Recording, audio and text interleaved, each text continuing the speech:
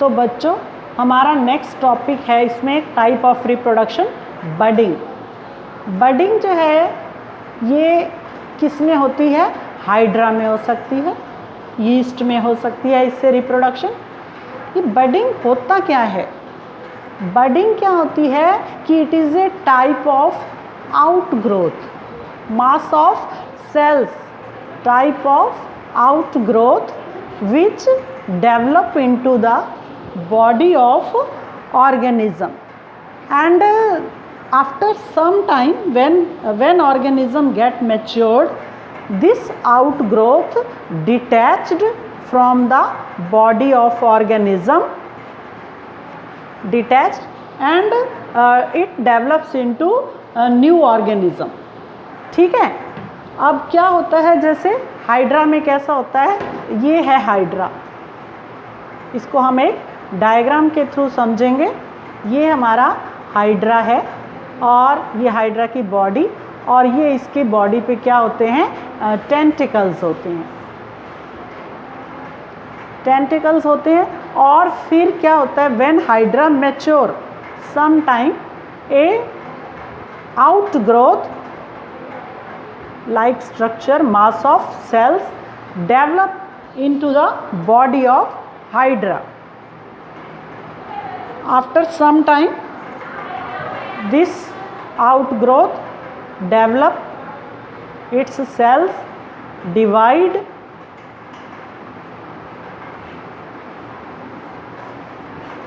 its cells divide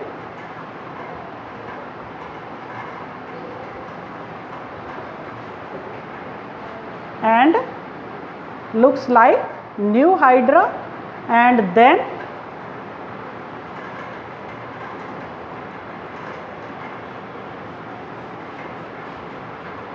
it detached, अलग हो जाती है। ये इसकी पेरेंट बॉडी है, पेरेंट बॉडी से ये अलग हो गया और एक न्यू ऑर्गेनिज्म की तरह बिहेव करता है। तो इस तरह से ये जो है हमारा क्या है? बडिंग। इसमें जो है न्यू ऑर्गेनिज्म प्रोड्यूस हुआ from the body of parent, from the parent body as an outgrowth. ठीक है। और हमारा उसके बाद जो है नेक्स्ट टॉपिक है वेजिटेट। ऐसे ही ये बडिंग जो है यीस्ट में भी हो सकती है। और नेक्स्ट टॉपिक है हमारा वेजिटेटिव प्रोपेगेशन। क्या है next? Vegetative propagation. Vegetative propagation. Vegetative propagation क्या है कि इसमें क्या होता है कि new plants are produced from the parts of parent plant. New plants are produced from the parts of parent plant. और कौन से पार्ट से? लाइक रूट, स्टेम और लीव्स। रूट से हो सकता है, स्टेम से हो सकता है और लीव्स से हो सकता है। अब वेजिटेटिव प्रोपेगेशन क्या होता है? ये 2 टाइप की होती है। नेचुरल हो सकती है और दूसरी कैसे हो सकती है? आर्टिफिशियल भी हो सकती है। नेचुरल क्या है कि when new plant grows from part of plant like root, stem और leaves naturally under favourable conditions. और आर्टिफिशियली भी ये जो है प्रोपेगेशन की जाती है, न्यू प्लांट जो है वो प्रोड्यूस किए जाते हैं। तो नेचुरली पहले हम पढ़ते हैं। नेचुरली रूट के थ्रू किस में होती है वेजिटेटिव प्रोपेगेशन? जैसे कि स्वीट पोटैटो में हो सकती है। और स्टेम से किस में होती है? जैसे तुमने पढ़ा है रोज़ होता है, रोज़ की हम जो है जब फेवरेबल कंडीशन होती है तो स्टेम जो है काट के लगा देते हैं और उससे जो है न्यू रोज़ प्लांट बन जाता है। और लीव से किस में होती है? जैसे कि तुमने पढ़ा है छोटी क्लासेस में भी ब्रायोफिलम। ब्रायोफिलम जो है इसकी अगर हम कोई लीफ जो है अगर तोड़ के लगा दें जिस पे नोचेस हों, आउटग्रोथ लाइक स्ट्रक्चर हों, तो वो नोचिस जो है उनसे फिर क्या होता है, न्यू प्लांट जो है वो प्रोड्यूस ब्रायोफिलम का हो जाता है, या फिर ये बिगोनिया में भी हो सकती है। ठीक है, तो ये सारे नेचुरली जो है नेचुरल मेथड है, अपने आप फेवरेबल कंडीशन में न्यू प्लांट ग्रो करता है। और फिर मैंने तुम्हें बताया कि आर्टिफिशियली भी कर सकते हैं। कुछ फ्लावरिंग प्लांट्स में और फ्रूट वाले प्लांट्स में क्या होते हैं कि हम जो है उनको वेजिटेटिव प्रोपेगेशन से न्यू प्लांट जो है प्रोड्यूस करते हैं। जैसे कि इसमें कौन कौन से मेथड हैं, एक तो है लेयरिंग। लेयरिंग में क्या करते हैं कि जैसे लेमन ट्री है, उसको हम इस तरह से ग्रो कर सकते हैं। क्या करते हैं कि जो सॉफ्ट स्टेम होता है उसको हम डिफोलिएट करके सॉइल में डाल देते हैं, और थोड़े टाइम बाद क्या होता है कि वो जो ब्रांच हमने सॉइल में डाली है उसमें से रूट डेवलप होती हैं, और फिर वो क्या होता है, उससे एक न्यू प्लांट बन जाता है। दूसरा मेथड कौन सा है, ग्राफ्टिंग।